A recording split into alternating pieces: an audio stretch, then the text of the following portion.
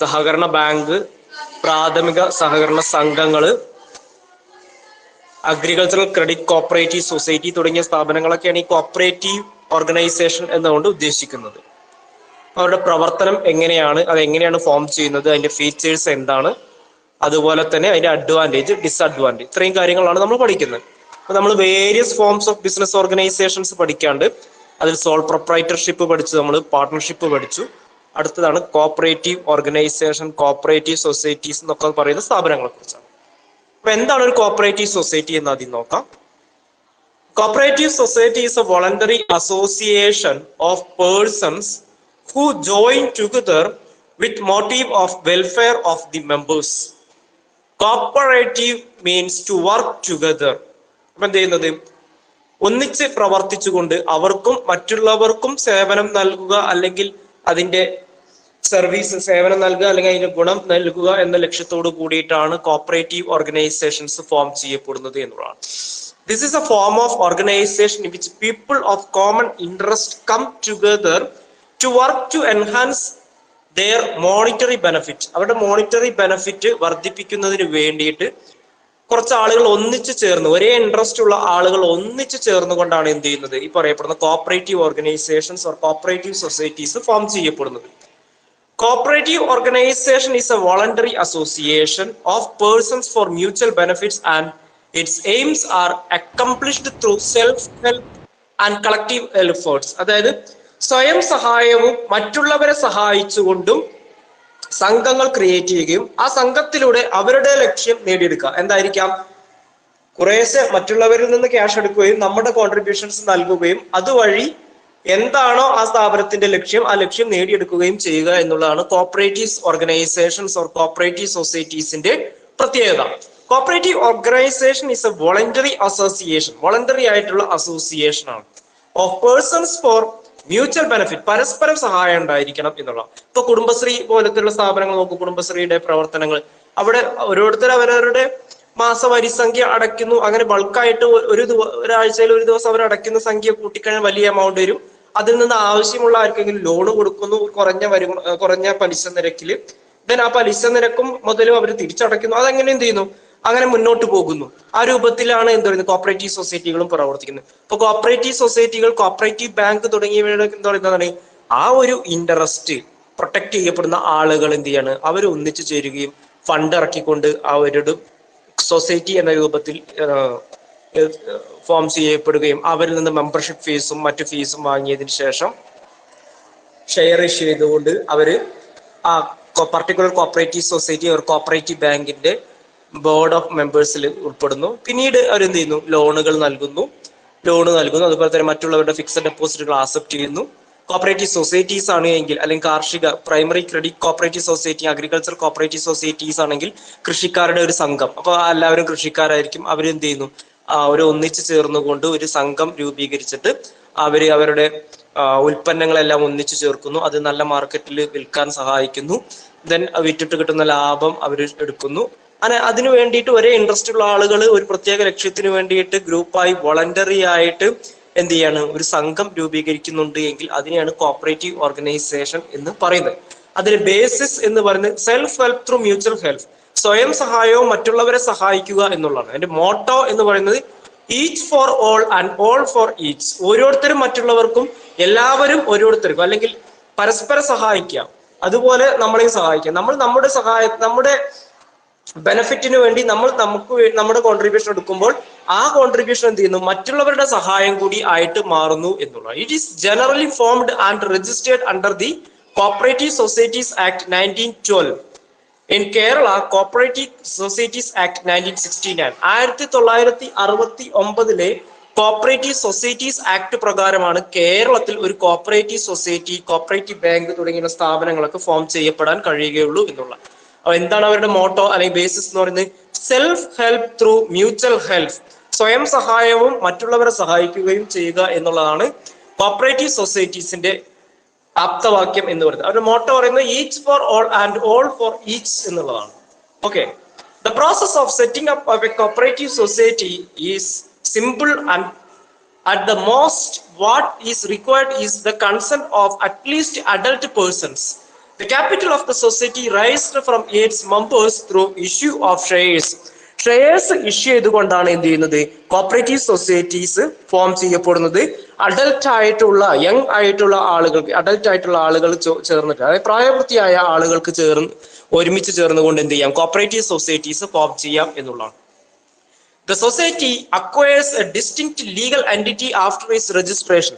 ആ ഒരു cooperative society cooperatives act 1969 പ്രകാരം രജിസ്റ്റർ ചെയ്തു കഴിഞ്ഞാൽ ആ കോപ്പറേറ്റീവ് സൊസൈറ്റി അതിന്റെ മെമ്പേഴ്സിൽ നിന്നൊരു സെപ്പറേറ്റ് ആയിട്ടുള്ള ലീഗൽ എൻറ്റിറ്റി ഉണ്ട്. അതായത് കോപ്പറേറ്റീവ് സൊസൈറ്റിക്ക് സ്വന്തമായിട്ടുള്ള ലീഗൽ എൻറ്റിറ്റി ഉണ്ട്. അതിന് സ്വന്തം പേരിൽ കേസ് നൽകാനും സ്വന്തം പേരിൽ കേസ് കൊടുക്കാനും അതുപോലെ തന്നെ അതിന്റെ സീൽ ഉപയോഗിച്ചുകൊണ്ട് കോൺട്രാക്റ്റിൽ ഏർപ്പെടാനുമുള്ള അധികാരമുണ്ട് എന്നുള്ളതാണ് സെപ്പറേറ്റ് ലീഗൽ എൻറ്റിറ്റി കൊണ്ട് ഉദ്ദേശിക്കുന്നത്. അപ്പൊ എന്താണ് കോപ്പറേറ്റീവ് സൊസൈറ്റി എന്ന് പറയുന്നത്?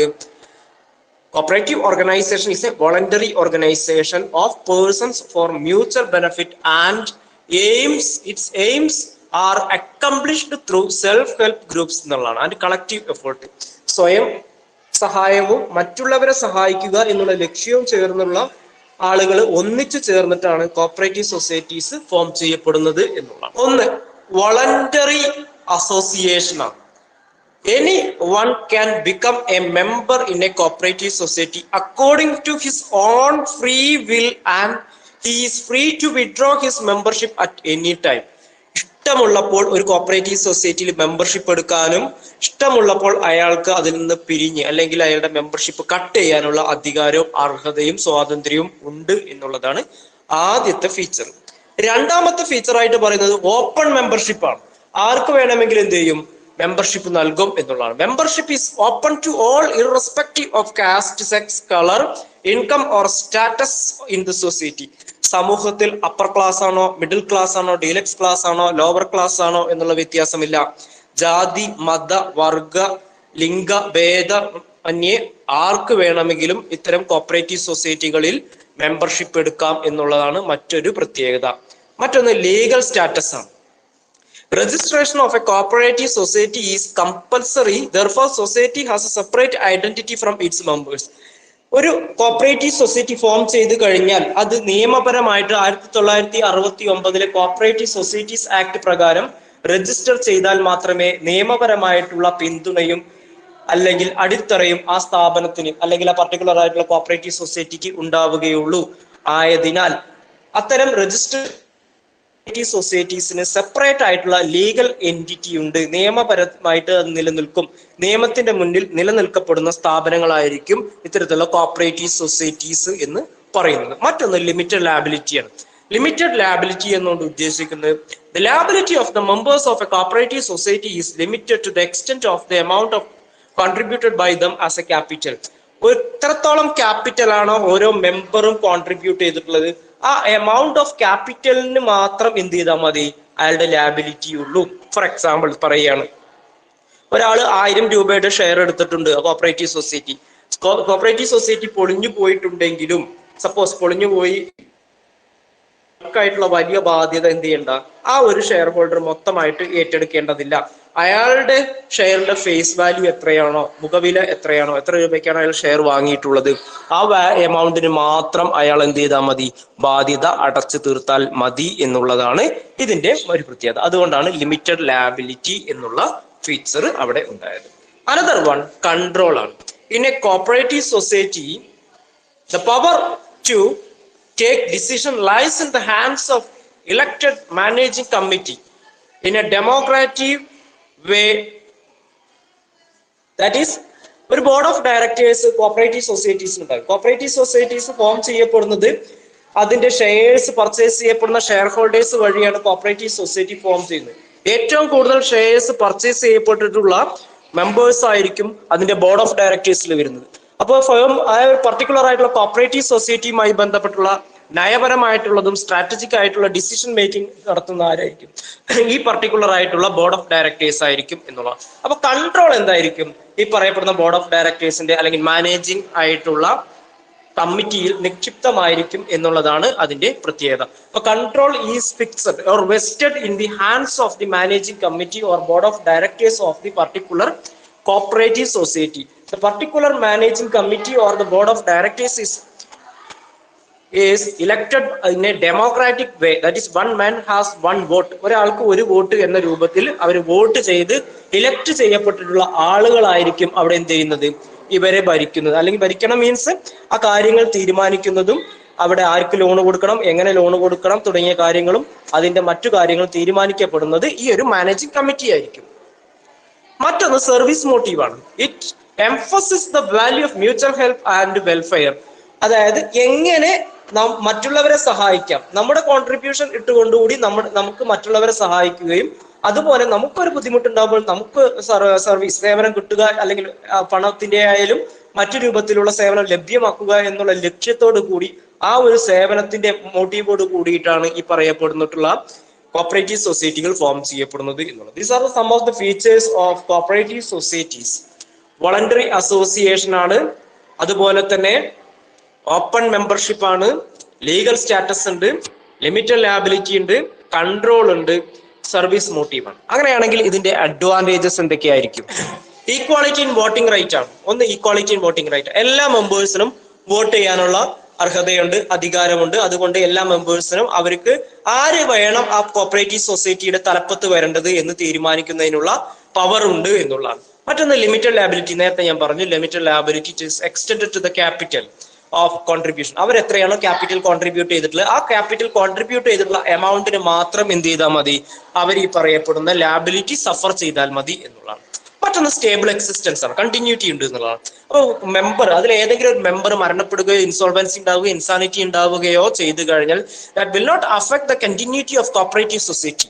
ഒരു കോപ്പറേറ്റീവ് സൊസൈറ്റിയുടെ തുടർച്ചയെ അത് യാതൊരു തരത്തിലും ബാധിക്കുന്നില്ല. But in the case of partnership ഫേമിനെ സംബന്ധിച്ചിടത്തോളം ഇതെന്ത് എങ്ങനെയായിരിക്കും? Death, insolvency, insanity, how it affect a partnership firm? ഇന്നലെ പഠിച്ചല്ലേ നമ്മള്? ഡെത്ത്, ഇൻസാനിറ്റി, ഇൻസോൾവൻസി തുടങ്ങിയ മാറ്റേഴ്സ് ഒരു പാർട്ണർഷിപ്പ് ഫേമിന് എന്ത് സംഭവിക്കും?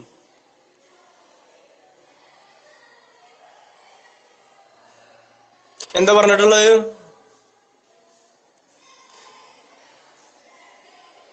അതിന്റെ കണ്ടിന്യൂറ്റിയെ ബാധിക്കും.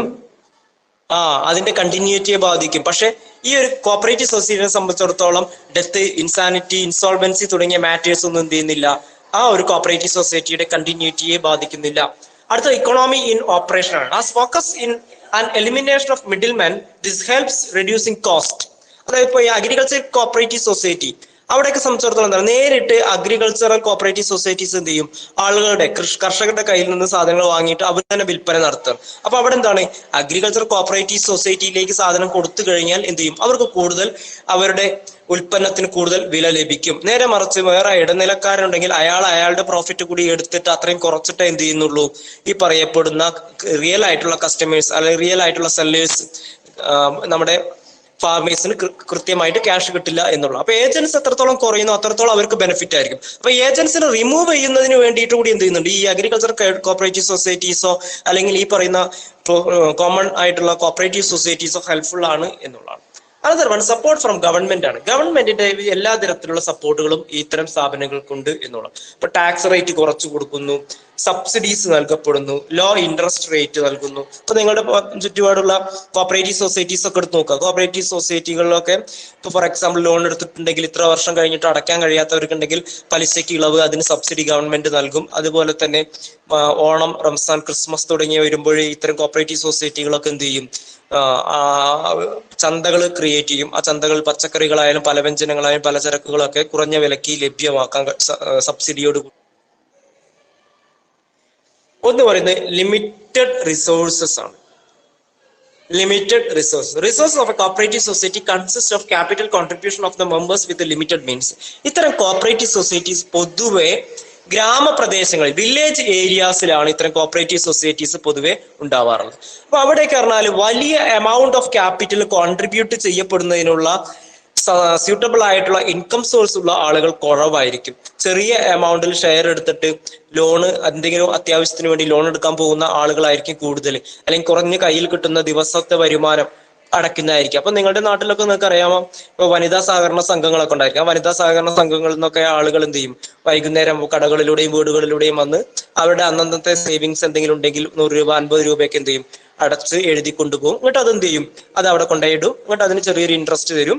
അത് എന്ത് ചെയ്യും, നമുക്ക് ആവശ്യമുള്ളപ്പോൾ തിരിച്ചെടുക്കാം. അത്തരത്തിലുള്ള ചെറിയ ചെറിയ ബിസിനസ്സുകളായിരിക്കും എവിടെ നടക്കുന്നത്, ഇത്തരം കോപ്പറേറ്റീവ് സൊസൈറ്റികളിലും കോപ്പറേറ്റീവ് ബാങ്കുകളിലും പ്രൈമറി ക്രെഡിറ്റ് കോപ്പറേറ്റീവ് സൊസൈറ്റികളിലൊക്കെ നടത്തപ്പെടുന്നത് എന്നുള്ള. അപ്പൊ അവിടെ ഒരു വലിയ എമൗണ്ടിലുള്ള ക്യാപിറ്റൽ കോൺട്രിബ്യൂഷൻസ് നമുക്ക് കാണാൻ കഴിയുമോ?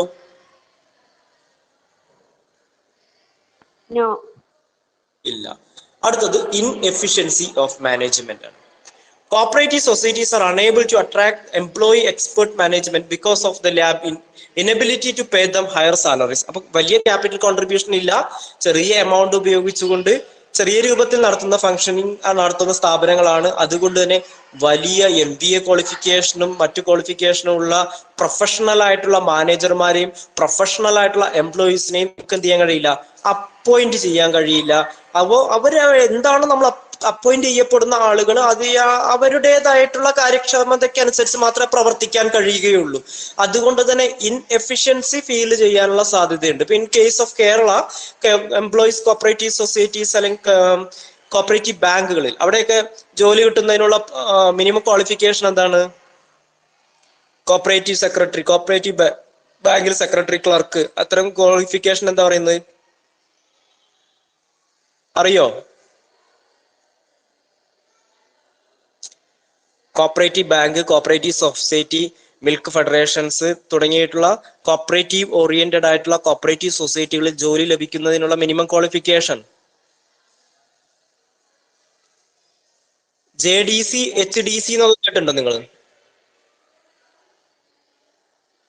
Junior diploma in corporation or higher diploma in corporation, അല്ലെങ്കിൽ BCom വിത്ത് കോർപ്പറേഷൻ പഠിച്ചാലും എന്ത് ചെയ്യാം, കോപ്പറേറ്റീവ് ബാങ്കുകളിൽ ക്ലർക്ക് അല്ലെങ്കിൽ കോപ്പറേറ്റീവ് ബാങ്കുകളിൽ സെക്രട്ടറി. ഒരുപാട് അവസരങ്ങൾ ഉണ്ട്. എല്ലാ പഞ്ചായത്തുകളിലും 1-2 കോപ്പറേറ്റീവ് സൊസൈറ്റികളും കോപ്പറേറ്റീവ് ബാങ്കുകളും ഉണ്ടായിരിക്കും എന്നുള്ളതാണ്. അപ്പൊ ഈ ഒരു യോഗ്യത ഉള്ളവരെയാണ് അവിടെ എന്ത് ചെയ്യുന്നത്, അപ്പോയിന്റ് ചെയ്യപ്പെടുന്നത് എന്നുള്ളത്. ഓക്കെ, മറ്റൊന്ന് പറയുന്നത് ലാക്ക് ഓഫ് സീക്രസി ആണ്. It is difficult to maintain secrecy about the operations of a cooperative society.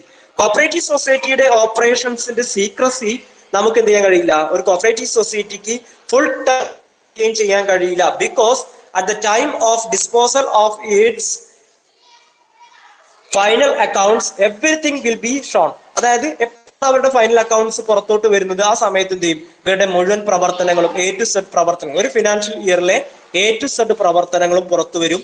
അവരുടെ ഫിനാൻഷ്യൽ പൊസിഷൻ പുറത്തു വരും, ഇൻ പ്രോഫിറ്റ് ആൻഡ് ലോസ് അക്കൗണ്ടിന്റെ സ്റ്റേറ്റ്മെന്റ് പുറത്തു വരും, ബാലൻസ് ഷീറ്റ് പുറത്തു വരും, എത്ര ഷെയർ ഉണ്ടെന്നുള്ളതും എത്ര ഷെയർ ഹോൾഡേഴ്സ് ഉണ്ടെന്നും എത്ര ലോൺ പ്രൊഡ്യൂസ് ചെയ്തും എത്ര ലോൺ ഇഷ്യൂ ചെയ്തും എത്ര ലോൺ റിക്കവറി ചെയ്തു എന്നുള്ള മുഴുവൻ ഡീറ്റെയിൽസും അവർ എന്ത് ചെയ്യണം, വർഷാവർഷം പുറത്തിറക്കണം. അതുപോലെ തന്നെ വർഷാവർഷം അതിന് ഓഡിറ്റിംഗ് ഉണ്ട്. കൃത്യമായി സഹകരണ വകുപ്പ് എന്നുള്ള ഉദ്യോഗസ്ഥരുടെ കോപ്പറേറ്റീവ് ഇൻസ്പെക്ടേഴ്സിന്റെയും ഓഡിറ്റിംഗ് ഉണ്ടായിരിക്കും. അപ്പൊ ഒന്നും തന്നെ എന്ത് ചെയ്യാൻ കഴിയില്ല, സീക്രട്ട് ആയിട്ട് മെയിൻറ്റെയിൻ ചെയ്യാൻ കഴിയില്ല എന്നുള്ളതാണ് മറ്റൊരു പ്രത്യേകത. Then another one government control ആണ്. ഇപ്പൊ ഞാൻ നേരത്തെ പറഞ്ഞു 1969 കേരള കോപ്പറേറ്റീവ് സൊസൈറ്റീസ് ആക്ട് പ്രകാരമാണ് രജിസ്റ്റർ ചെയ്യുന്നത്. കേരളത്തിൽ കോപ്പറേറ്റീവ് സൊസൈറ്റീസും കോപ്പറേറ്റീവ് ബാങ്കുകളും വർക്ക് ചെയ്യുന്നത് സഹകരണ വകുപ്പ് പറഞ്ഞ ഒരു മന്ത്രിസഭ തന്നെ ഉണ്ട്, അല്ലെങ്കിൽ വകുപ്പ് തന്നെയുണ്ട്. അതിനൊരു മന്ത്രിയുണ്ട്, അതിനൊരു IAS ഓഫീസർ ഡയറക്ടർ ആയിട്ടുണ്ട്. അപ്പൊ അതിന്റെ കീഴിൽ ഒരു സംസ്ഥാന സഹകരണ വകുപ്പ് എന്നുള്ള ഒരു വകുപ്പ് തന്നെയുണ്ട്. അപ്പൊ അതിന്റെ കീഴിലാണ് ഇത് പ്രവർത്തിക്കുക. അപ്പോൾ അവർ ഇറക്കുന്ന കൃത്യമായ റൂൾസ് ആൻഡ് റെഗുലേഷൻസും ഓർഡറുകളും പ്രകാരം മാത്രമേ എന്ത് ചെയ്യാൻ കഴിയുള്ളൂ, എല്ലാ കോപ്പറേറ്റീവ് സൊസൈറ്റീസിനും കോപ്പറേറ്റീവ് ബാങ്കുകൾക്കും പ്രവർത്തിക്കാൻ കഴിയുകയുള്ളൂ എന്നുള്ളതാണ്. ഇപ്പോൾ ഒരു എക്സാമ്പിൾ ഞാൻ പറയാം. എല്ലാ കോപ്പറേറ്റീവ് സൊസൈറ്റികളും മെർജ് ചെയ്തുകൊണ്ട്, കോപ്പറേറ്റീവ് ബാങ്കുകളും മെർജ് ചെയ്തുകൊണ്ട് പുതിയൊരു കോപ്പറേറ്റീവ് ബാങ്ക് ഫോം ചെയ്യപ്പെട്ടു. ഏത് ബാങ്കാണ്? കോപ്പറേറ്റീവ് ബാങ്കുകളെല്ലാം മെർജ് ചെയ്തു, ജില്ലാ കോപ്പറേറ്റീവ് ബാങ്കുകളെല്ലാം മെർജ് ചെയ്തുകൊണ്ട് ഒരു ഒറ്റ ബാങ്കായിട്ട് മാറി. ഏത് ബാങ്കാ? ഏതാ ബാങ്ക്? പൊതുവിജ്ഞാനൊന്നുമില്ലേ? പത്രം ഒന്നും വായിക്കാറില്ലേ? ഗ്രാമീൺ ബാങ്ക് ആണോ? അല്ല, കേരള ബാങ്ക്.